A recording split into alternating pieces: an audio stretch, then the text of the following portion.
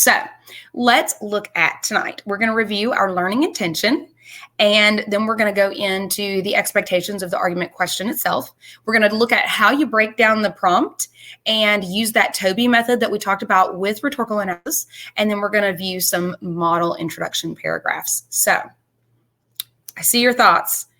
Argument is a lot easier than rhetorical analysis, but I struggle to come up with evidence to reference in my essays.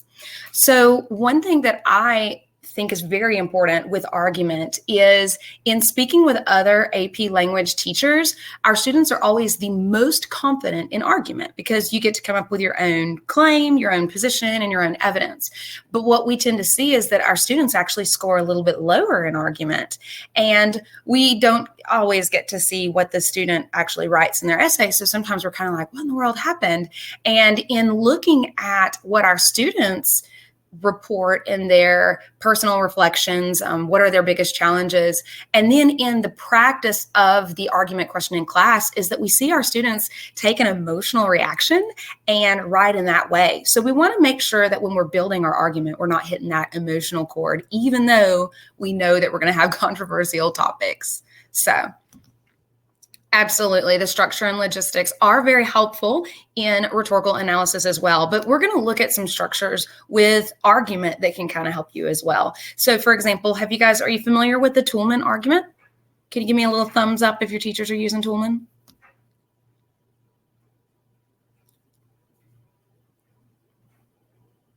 Thumbs down. Okay, that's cool. It's not that big a deal. We're going to look at the main parts of what that argument structure looks like. Okay. Never heard of it.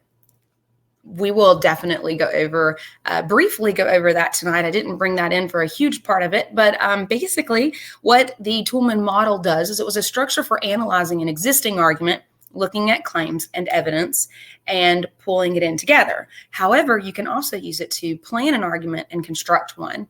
Another thing is, what about the classical structure of argumentation? Can you give me a thumbs up? Okay, we got that. Woohoo! All right. So let's look at what this looks like for tonight. Our learning intention is that through the study of argumentation, I will be able to analyze the FRQ 3 prompt and write an introduction paragraph with a defensible thesis. Now, I'm going to highlight that because it's your first point on the rubric. So let's make sure we get it. So our success criteria, you will know that you are able to do this when you can break down the argument to create a plan, when you can evaluate the claim that you're expected to create and identify evidence to support this claim, and when you can write a thorough introduction paragraph that has a defensible thesis statement. So these are what you are looking for when you're demonstrating mastery of tonight's learning intention. So let's get started, shall we? All right. The first thing is your goals. If you know where you're going and you know how you're going to be judged, I'm a firm believer that you're going to be able to make it there. So when we look at our expectations, the first thing that we want to do is consult the source. So in the 2020 CED, we are looking at the basics of argument. So first, you want to make sure that you have a claim. The claim is the specific proposition of a writer. Okay, so it's what you are trying to prove. Now, sometimes that's made directly and sometimes it's made indirectly. I personally have recommended all of my students, and every 5 stream I've done about this, I've recommended that is very direct in your writing. Next would be the evidence. That's going to be the facts or the interpretation or the explanations that you use that support whatever your primary claim is, your position statement, if you will. Next is going to be commentary. Excuse me, you have to provide a direct link back to your key point. Now, this is super important because one thing that I see is oftentimes students will have a great claim, they'll have a great piece of evidence, but they miss the commentary that links it back to the key point. So you want to make sure that you have that. Next is going to be the objections or the counter argument, if you will. When you know the main points of the opposition, you're going to be able to effectively shut it down. With the counter argument, you can, of course, concede, yes, this part's true, but, or you can refute, this is completely wrong because. So those are good ways to kind of strengthen the quality of your argument. Next would be your conclusion. That's going to be the end of the argument. Sometimes it's got like a restatement of the claim. Sometimes it's got a summary of the main points. It's got a logical generalization. But this is going to be the piece where you try to motivate the reader to act. Okay? So, moving right along. When you are looking at the CED, the free response question 3 presents students with a literary or rhetorical concept or an idea. Okay, so this is taken directly from it because, again, if we know what they expect of us, we can achieve that goal. So respond to the prompt with a thesis that presents a defensible position. Next, provide evidence to support your line of reasoning. Then explain how the evidence supports that line of reasoning. And, of course, use appropriate grammar and punctuation in communicating it. So the big idea here of what we're looking at is that you have to have a defensible position. Now, if you are a higher level writer and you feel like you can qualify, then I suggest you do it. However, if you're looking at argument and you're not really sure about what qualification is or how to qualify in a manner that you still have a defensible position, then I would recommend you not. Because the worst thing you can do is present an argument in which you're like, well, it's kind of sometimes true and sometimes not true. So the next thing I want to highlight would be the use of a line of reasoning. So the line of reasoning is about the logical way that you move from your claim to that end result, to that audience movement.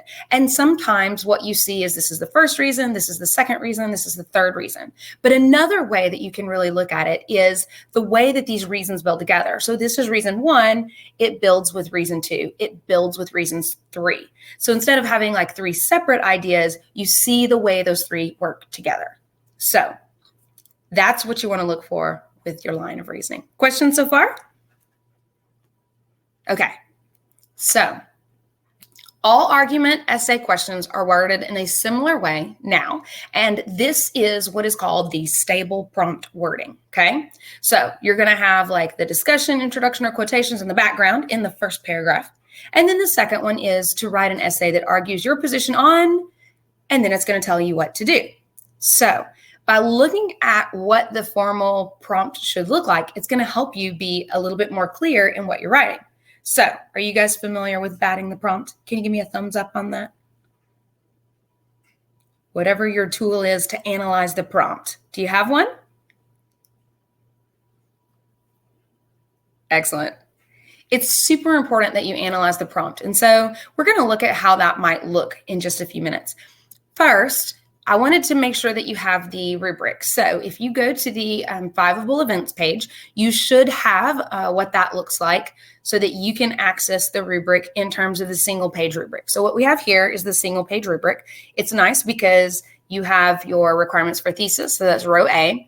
Of course, that's 0 or 1. And we're highlighting that one tonight because we're working on the introduction paragraph. Next week, it's going to be looking at the body paragraph. So that's going to be your row B, evidence and commentary. And so you can see that is up to 4 points there. And then row C is sophistication, which I think is important to link to tonight as well, because the introduction can be a really good place to set your style and to set your voice so that you can bring in some of these extra pieces. So when we're looking at the thesis statement, I did want to kind of highlight what that looks like in terms of the scoring notes. So AP does provide us with the specific notes. So you can see decision rules and scoring. A 1 point is that you respond to the prompt with a thesis that presents a defensible position. And then you can see typical responses that earn this point, respond to the prompt rather than just restating or rephrasing it. And that the thesis clearly takes a position rather than just stating that there are some pros and cons. So a couple of little things that I think are important to highlight is that, first of all, it says it can be more than one sentence, provided that they are in close proximity. So right next to each other is what I would say. And then, of course, they can be anywhere within the response. If you look at some of the model student responses, there's a student who gets credit for the thesis statement, even though in the scoring notes it says, although the thesis does not appear until paragraph 4. So I think if you present yours earlier on in the introduction, as it should be, you're going to set your reader up to understand you a little bit better. Of course, the one that I just referenced that doesn't explain that thesis statement until paragraph 4, do you think they got sophistication? Probably not, right? They don't. Okay, so then of course it says that it may establish a line of reasoning, but it doesn't have to do that. And then it says that it notes that a thesis statement can meet the criteria and get the thesis point even if the rest of your essay doesn't support that line of reasoning that you established. So you can at least get the 1 point if you just do what you're expected to do. So does that sound doable? Excellent. So our first thing that we want to look at is your ability to look at the prompt and create a plan. So are you guys familiar with Toby? Can I get a thumbs up on the Toby system? Anybody familiar with Toby? All right, you're going to have to go back in our Fiveable archives because we definitely talk about the Toby structure. And guess what? We're going to do it tonight too. I got you. I got you. What I love about Toby is that when you're creating a plan, you're probably not going to write a full sentence outline on the exam. After all, you've got 40 minutes. That's it, 40 minutes per essay. And then let's say on the synthesis, you took a little bit extra. And on the rhetorical analysis, you took a little bit extra. And now, oh no, you've only got 23 minutes to write your argument. So having that plan based on your prompt is going to be a huge help for actually writing what it looks like. And Toby is a great way to do that. So we're going to look at this prompt, give you just a moment to look through it. This is our 2018 prompt.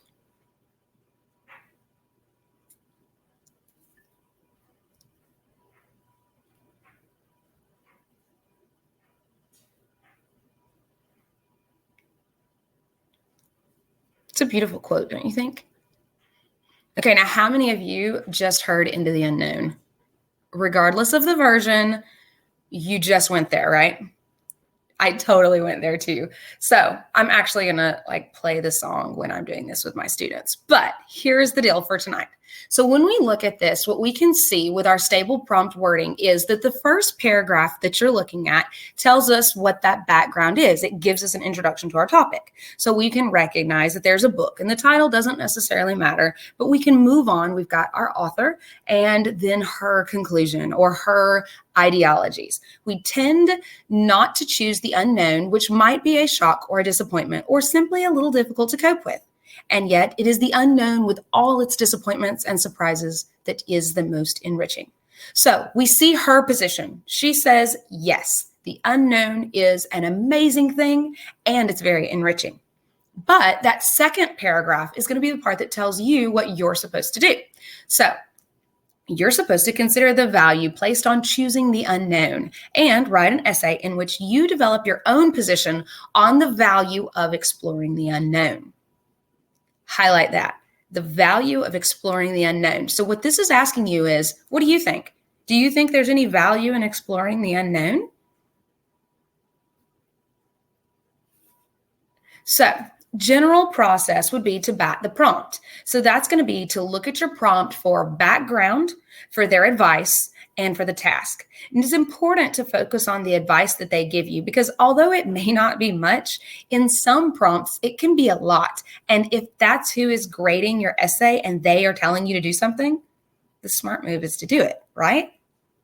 So you can identify the verbs and then create questions and then answer those questions in your mind and in little bullet notes on the side. That's going to help you to create a working thesis. So how do you feel about the value of exploring the unknown? What do you think? Anybody want to try a thesis statement in the chat? With that, you want to use RE-HUGO evidence. Now, RE-HUGO is just an acronym that we're going to use, and we're going to go over it tonight.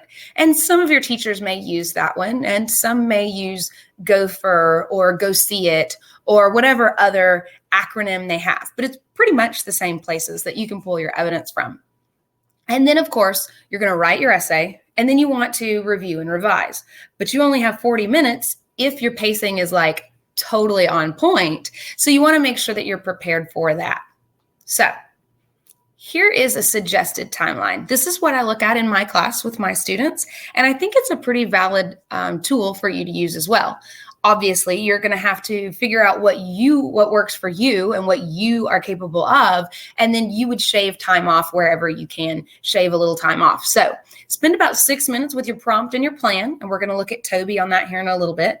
And then 7 minutes on your introduction paragraph. This is a great place to get your thesis point, but also to set the tone and to set the stage for that sophistication. So you want to make sure that your introduction does everything that a proper and formal and college level introduction paragraph does. From there, you want to spend about 20 minutes looking at your body paragraphs. I would say a minimum of 2. More is great, but at least have 2, because you know that MLA says at least 2 pieces. Every A has a B, every one has a 2. 3 if you've got the time, or if you're going to address the opposition or the counter in your body paragraphs, you could also do that. And then, of course, 5 minutes on your conclusion and 2 minutes to proofread and revise. So, questions so far on that general process or the timeline? Anything at all? Okay, here we go. Just a little bit more of a look at it. Oops, didn't mean to show you that yet. All right, so what is RE-HUGO? So RE-HUGO is a way of gathering support. It's the evidence that you're going to use, and it needs to be rational and logical, not emotional, okay? Not emotional. It should be objective, not biased. And I think that this is an important element to highlight, because if we look back to the artifice prompt, are you familiar with that? Have you done that one? The art of artifice.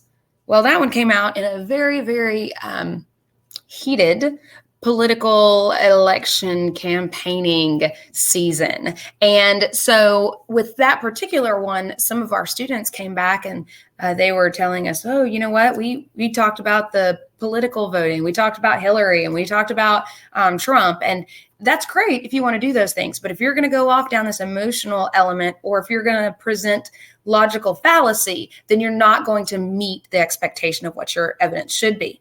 Now, Ms. Kirk, we're looking at introduction paragraphs tonight, not evidence. I hear you. I do. But if you know what evidence you're going to use in that plan, you're going to be able to better plan that thesis statement and better plan your introduction, because you're going to know what you need to include to move it forward. So what is RE-HUGO? So do your little screenshot. All right, here you go. Here you can pull evidence from something that you have read, from entertainment and the arts, from history, universal truths, government, and observations and experiences. Okay, you got it? We're going to play with this here in just a minute. Are you ready? Okay. Now, here is a screenshot from this exact same prompt, and you can recognize the highlighting in the blue and then the writing in black. So I think that I'm going to kind of let you know with this for the second semester, what you have to use on the AP exam is you can use a pencil for your multiple choice and then blue or black ink for writing the essay. So I would encourage you right now, as you start like kind of focusing your skill level, stop with the colorful highlighters. Like, a piece of me dies when I tell you that. But if you are expecting to use a highlighter and you use that as your crutch because you always use yellow for diction and you always use pink for whatever it is, that's not really going to help you here. And it's not going to help you on that actual test because you don't get to use highlighters there. You get your pencil and your blue or black pen. So that's 3 things that you can still use to help you out. So if we look here, you can kind of see it is the unknown with all of its disappointments and surprises that is the most enriching. This person, in annotating the prompt, has identified what the claim is that's being taken. And then they're looking at the task. Consider the value placed on choosing the unknown and develop your own position on the value of exploring the unknown. So this person has identified a task. What is the value of exploring the unknown? Then the clear connection to RE-HUGO down the side. They were looking for what they could go with. So you can see R, this person didn't really have anything. E, entertainment, they went with Frozen. And then, of course, H is that historical element. This person went with Christopher Columbus. And U, universal truth, is reaching for the stars. G, government, they went with the founding fathers. And then O, personal experience, taking the AP course. Now, when you do this type of plan and you identify what you're going to use for your evidence, you've got to make sure that you can connect this back to what your claim is going to be. So what do you think, based on the evidence, this claim is going to be? Are these examples of people who benefited greatly from exploring, or maybe not greatly, but benefited from exploring the unknown? Or are these examples of things that were failures with the unknown? What do you think? Absolutely. Benefit. So you can clearly see the thesis statement this person is going to work with just based on their plan, right? So here you have it. Now, with the Toby aspect, remember that T is your thesis. So you can clearly see right here this use of the thesis. Reaching for the unknown is what has created the opportunities that continue to positively advance society. Okay? Clear thesis. And then my O is to just kind of outline my argument. If you look over here, we've got body paragraph 1. Looks like they're going to look at the personal experience, go with a little anecdote here. And then body paragraph 2 looks like they're going to talk about historical elements, the government with the founding fathers, Christopher Columbus. They're going to go with those. Note this, Frozen is going to be in the introduction, and Reaching for the Stars is going to be in the introduction paragraph. So this person has gone through and planned, but not only did they create this little outline, but they planned, hey, this piece of evidence would make my introduction stronger. And this piece of evidence would make my introduction stronger. So they've got extra sources that they can pull from and brought it up. Note down here, this person has also kind of outlined the counter they're going to use. Failures, it specifically says common cold and then flu, and then you got the little arrow to AIDS and cancer. So you can kind of see, looking at treatment, perhaps the failures of the unknown, like we can't cure the common cold or we can't cure the flu, but this person's going to write about maybe the benefit that exploring the unknown has had with AIDS and with cancer. You can also see the reference to the challenger listed here. And then note a little quote here, reach for the stars and fall short. Do you guys remember that speech? So you can clearly see the connection here. So you got your thesis, that's your T. You got your outline, that's your O. And you got your BI, your big idea, okay? So the big idea, typically you're going to put in the conclusion of your paper. And this is going to be something that helps to make a connection moving forward. So here we have, unknown may have some negative side effects, but the benefits that continue to improve the human experience are worth it. Clearly states that position. It comes right back and states that position, but it doesn't repeat it. It's not using restatement. It's not the exact repetition. It's by looking at it through restatement. It's not saying the exact same thing, so it's not boring. But even if this person doesn't have time for a full conclusion, writing this big idea down there kind of wraps it up. So, are you with me still? Do you think you could create this kind of an outline for a prompt? I bet you could. Okay, so the function of with some practice, and I'm really glad that you said that, because practice is going to be how you get there with anything at all. So every time that you have this expectation, whether it's in class or on your own, you're building the arguments to kind of practice what that looks like, then you can continue to practice the Toby structure there. So again, it's Toby is that. T is going to be your thesis statement. O is a brief outline, and BI is that big idea. Your outline, I'm going to go back to this just so we can look at it for a second while I recap. With this outline, I want you to notice there's not a full sentence outline. It's pretty much bulleted notes. We might not know exactly from looking at this what is the commentary that's going to be used to link the founding fathers to this idea of exploring the unknown. And we might not know what that idea is that's going to link Christopher Columbus, but we can kind of see where they're going with, because those are examples that we are familiar with, and we can kind of see what that's going to look like.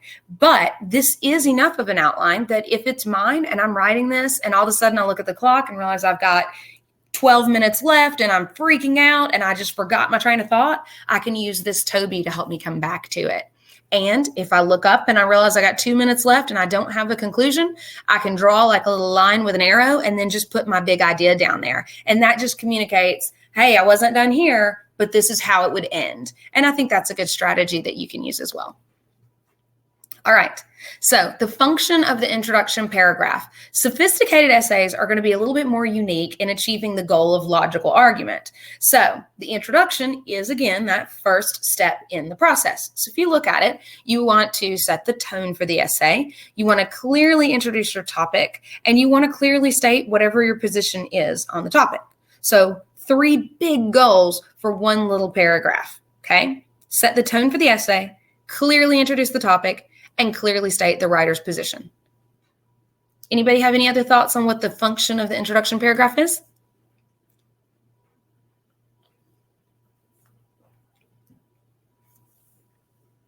No thoughts on that? Okay. So let's look at some model paragraphs. Are you with me? Okay. Sample introduction A.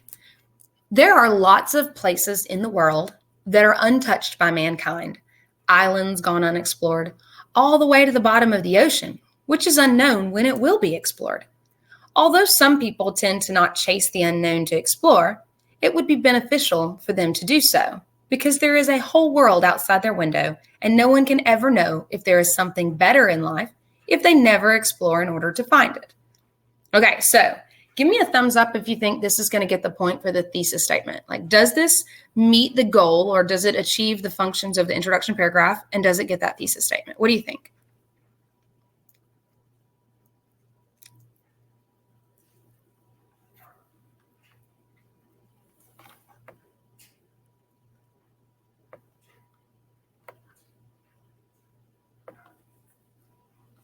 Thoughts on that?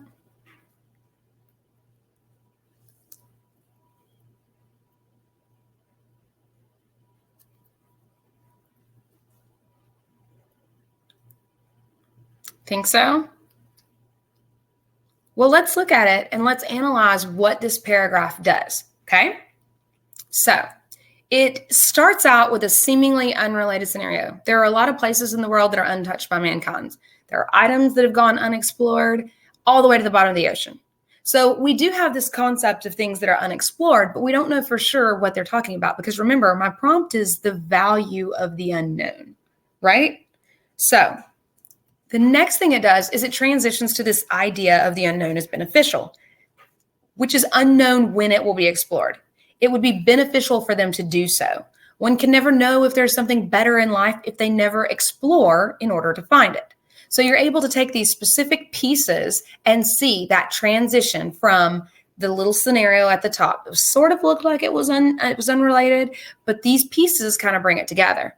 Now, bonus points, it addresses the counter. Although some people tend to not chase the unknown to explore, by addressing that other idea in this format, it has shut it down from the beginning. It's almost like you're like, yes, although there are some people who choose not to do this, it would be beneficial for them to do so. They're wrong. It's beneficial to do this. So my position is very clear, and I'm ready to move on to my next paragraph.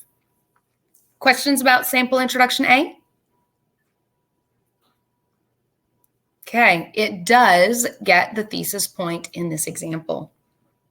All right, sample introduction B. Are you ready? Read it just for a second. Look over it, read it, and give me a thumbs up if you think sample B gets the point. Does sample B get the point?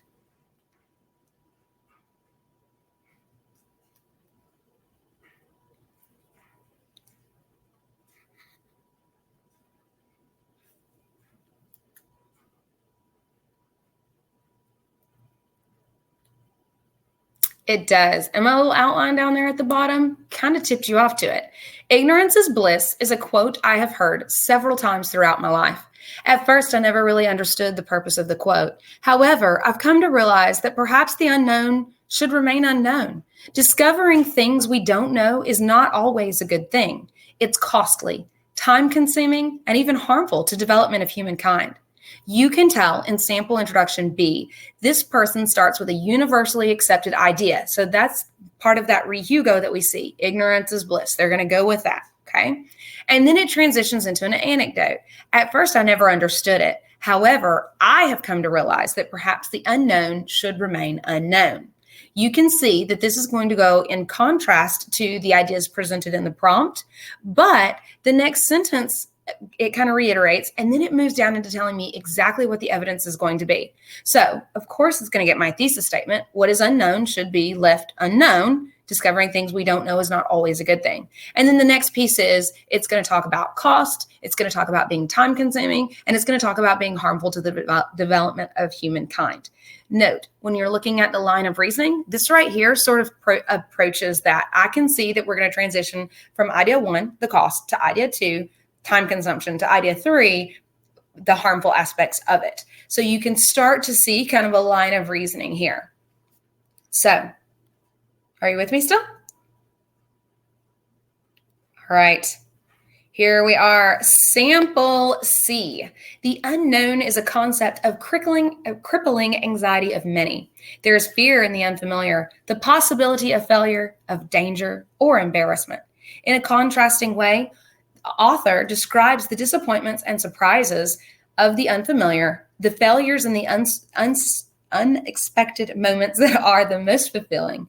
In this sense, she is absolutely correct. The exploration of the unknown has led to unprecedented scientific development, cultural development, and personal development alike. Now, I'm going to highlight that this is actual sample papers that College Board has released to you all. And I can kind of make sure that you have all of these links too when I send out my follow-up email.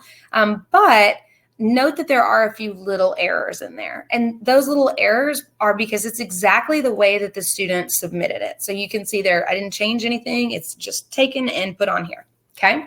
So it starts out with a claim of fact. Now, remember, a claim of fact doesn't necessarily mean that it is 100% true. It just means that it's presented as though it is true. Okay. So the unknown is a concept of crippling anxiety of many. It sounds like it's a fact.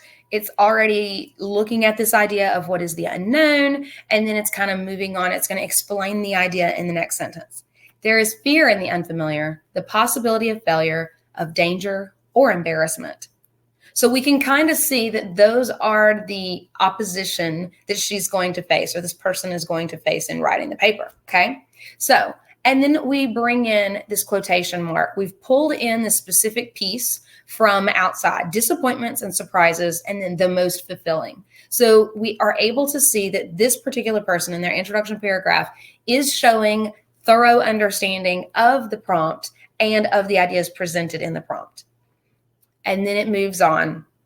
The exploration of the unknown has led to unprecedented scientific development, cultural development, and personal development alike. When it says she is absolutely correct, this is a pretty good example of a thesis statement that is not directly stated. It doesn't come out and say, you know, I am 100% in support of exploring the unknown. And instead of hitting that aspect, it just says she is absolutely correct. So it's showing mastery of what that prompt is and what the expectations of the prompt are. And then it's moving in direction of these are the things I'm going to use as evidence: the scientific development, cultural development, and personal development alike. Now, I am going to highlight here because this is a problem that I see often in student writing, and it's such an easy fix. When you do this, what order would these paragraphs be? What order do you think they would be? Can you tell me in the chat? So if my thesis statement, that second sentence of my thesis statement says that I'm going to talk about scientific development, cultural development, and personal development, what is the order that my paragraph should be in?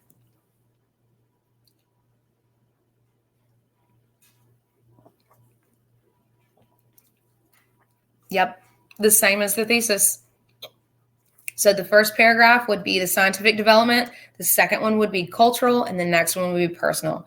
Now, you can look at those pieces, and then I would challenge you as you write to think not only about how they function as three separate ideas, but I would challenge you to think about how they connect. So if I'm thinking about how this progresses, my thought would be if I talk about that personal development first, then I can talk about it at an individual level. And then as it moves to cultural development and into the scientific world, I'm able to change my line of reasoning just a little bit so that I'm showing the intricacies that build them together. I can link the personal to the culture. I can link the culture to that scientific development. And then I can talk about the benefits of exploring the unknown overall as a big picture.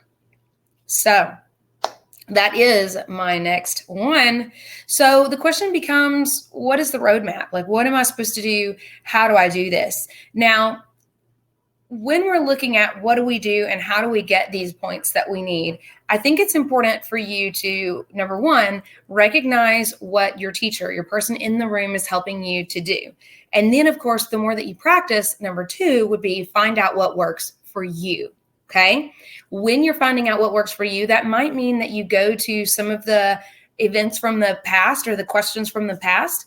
read through it, come up with your own little Toby outline, and then look at some of those sample essays and see if you can identify their Toby, because it should be in the paper. It's also going to help you because I feel like we have so many examples of bad writing in the world. It's helpful to look at examples of good writing. So if you go through and you look at what good writing is, then that can be a huge help for you in the long run. So the question becomes, okay, Ms. Kirk, what in the world am I going to do? All right. If you're short on time for your introduction paragraph, just give the clear thesis statement. Just say, there is great value in exploring the unknown. Okay. Now, obviously, that's very simplistic. That's not going to do very much to help you out with what sophistication is going to look like. But the majority of your points are going to come from evidence and commentary anyway. So if you're running short on time, give a very clear thesis statement, ideally one that kind of hints at what your evidence is going to be, and then move on. Deal? Okay. Now, if you've got plenty of time, and you practice this process over and over and over again, and you've really put effort into your Tobys, then here's what we recommend you do, okay? First of all, start with a creative opening. You have an idea, even if that connection isn't 100% clear at first. So like if you go back to some of our others, that connection maybe wasn't so clear at the beginning, but you are able to see this creative idea. The unknown is a concept of crippling anxiety for many. And then it explains it. There's fear in the unfamiliar, the possibility of failure, of danger, or embarrassment. Okay? So our next idea that we talk about is the bridge. The bridge is going to use the language in the prompt to transition your idea to the topic. And some people use like this reverse, like this funnel action, like you start out with this broad statement and then you kind of narrow it down. Note this example, which of course is from the released student samples. It does that exact same thing. It funnels it down a little bit more, the bridge. In a contrasting way, the author describes the disappointments and surprises of the unfamiliar and the failures and the unexpected moments that are the most fulfilling. And then it brings it down a little bit more and it lets us know where we're going. So it does that next piece. That next piece is going to be your thesis statement. It gives you a clear, defensible position in a single statement. Okay. With the scoring notes, we definitely addressed that your thesis statement can be multiple sentences as long as they're in close proximity. So that's totally doable. You can. I would challenge you to try to put it in a very complex sentence. Now, in the sophistication area, the complexity of your sentence alone does not give you sophistication, but you're supposed to be writing at a college level. So why not do that? I think it's a great idea. What do you guys think? Does anyone have any questions about the roadmap here? Like, do you see where we're coming from? If you're short on time, straight with the thesis statement. The more that you practice it, though, if you can use your creative opening, your bridge, and your thesis, it's going to help you along the way. Excellent. All right, guys. We've looked at 3 separate model paragraphs. We analyzed what each paragraph did or what each sentence in that paragraph did in terms of the function of an introduction paragraph. And we looked at the rubric so we would know exactly what they want from us. So through the study of argument, I will be able to analyze the FRQ 3 prompt and write an introduction paragraph with a defensible thesis. Do you feel like you can do that? Can you give me a thumbs up if you feel like you've mastered our learning intention? I'm going to let you guys ask some questions here in just a moment. Okay. I want to highlight the most important part, okay? Do not forget to break down the prompt to create your plan. Because when you create that plan and you have a little like brain lapse moment, that plan that you have on your page is going to be what helps you get back on track, okay? So success criteria number 1, I can break down the argument prompt to create a plan. Number 2, I can evaluate the claim I'm expected to create and identify evidence to support the claim. Do you guys remember what your acronym is? What is your mnemonic device to help you remember the evidence? Anybody got it in the chat? My silly little word.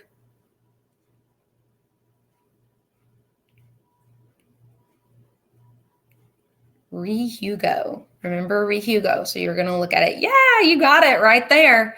All your evidence, everything you need. Y'all are so brilliant. Okay. And then that last one is I can write a thorough introduction paragraph with a defensible thesis statement. Do you feel better about your ability to write the introduction paragraph? Can you give me a thumbs up? Okay, I have a challenge for you. I'm going to challenge you to go back to this particular one. If you have not written it in class, or even if you have, I'm going to challenge you to do it. Do this prompt, think about it, look at your RE-HUGO, build your writing, and then look at the model essays. So I'm going to send you links. All of this is available on the College Board website, and of course through I believe it's available in your student portal for the AP Classroom.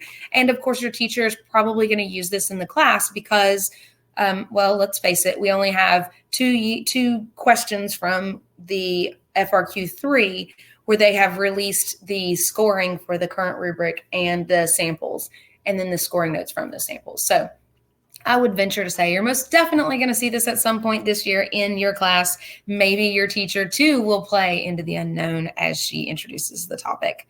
So that said, it takes us through tonight. I do want to make sure that you're following at Think Fiveable. And then of course myself, I am Stephanie Kirk here in East Tennessee, and I am on Twitter at Kirk's Corner. So that's me.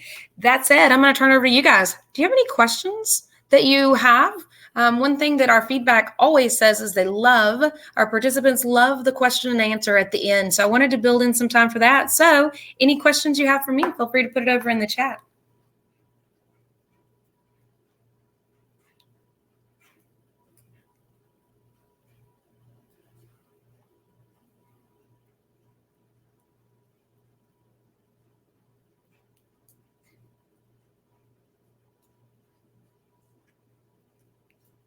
No questions? It doesn't have to be related to argument. It can be anything at all.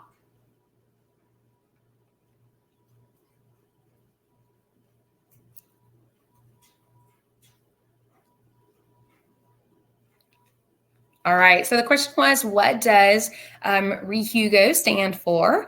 So we'll go back and look at that real quick.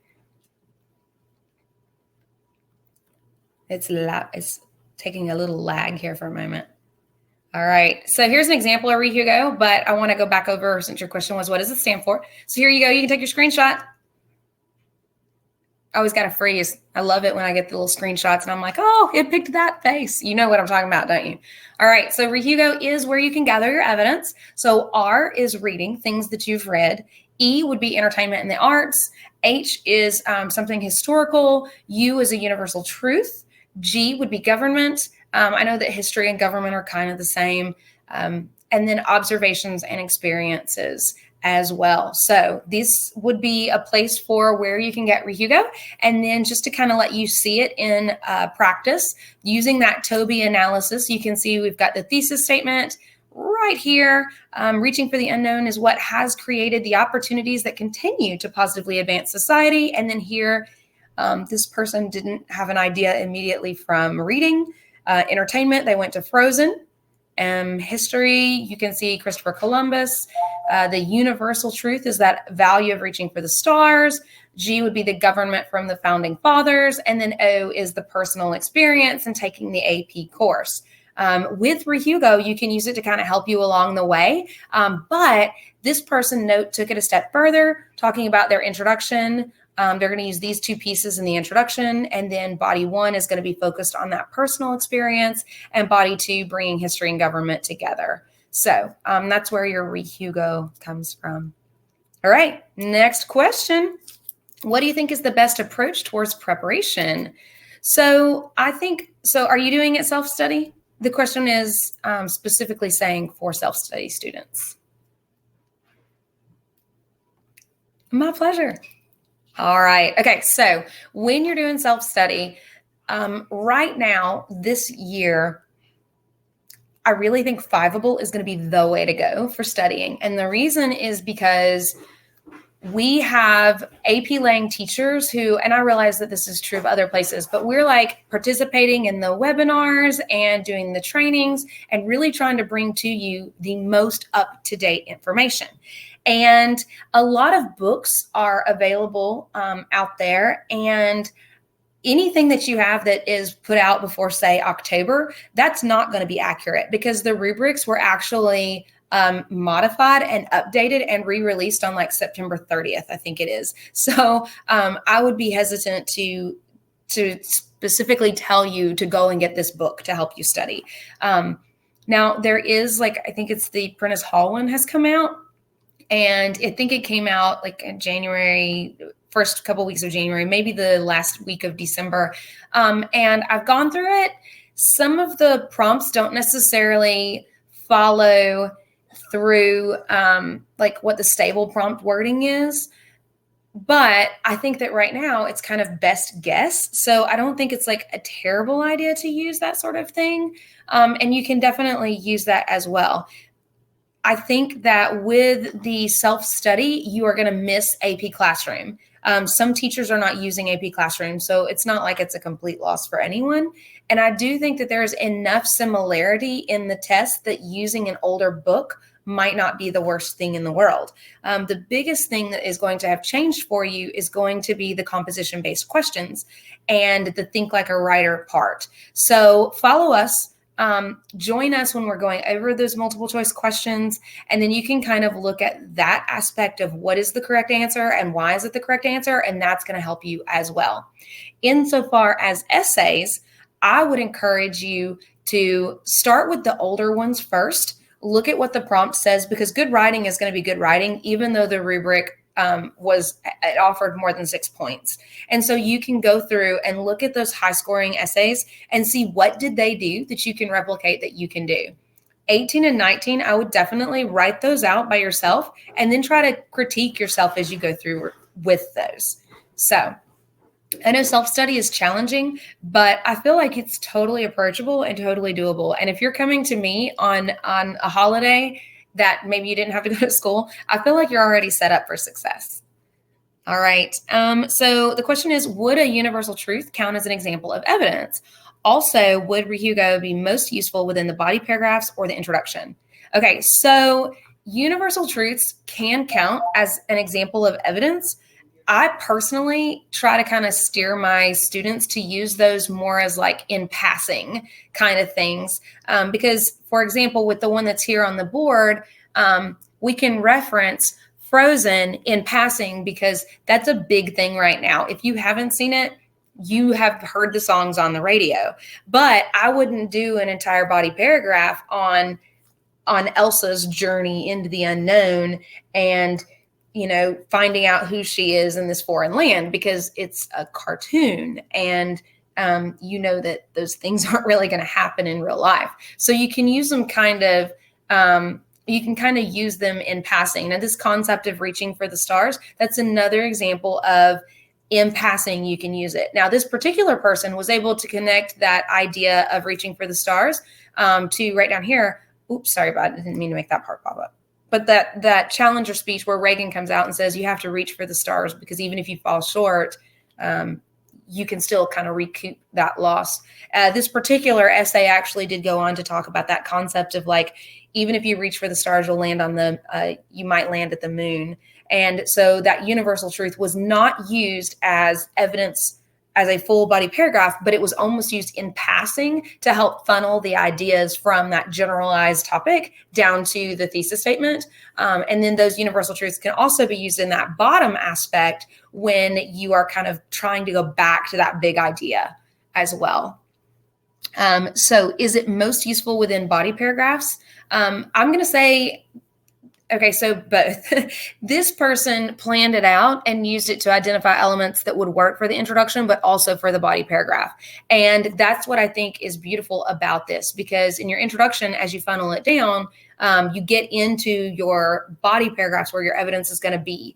And this person is going to develop this idea, the personal experience of taking an AP course. That's going to be developed into an entire paragraph, like the unknown opportunities of getting that college credit and being able to help set their future up for success, but the fear that they have of failure. And then they actually take it into, this person when writing it actually took it into, even if they just get a 2, that's still a lesson learned, because they transitioned from the 10th grade class to a college level class. And even though they didn't get college credit, they were able to say, hey, I grew, I produced growth, and I'm so proud of myself.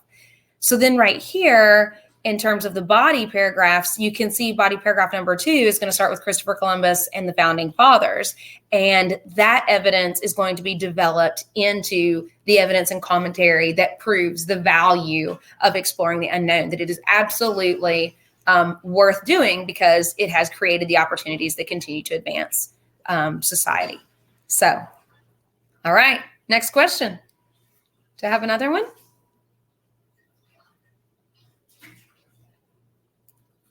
My pleasure.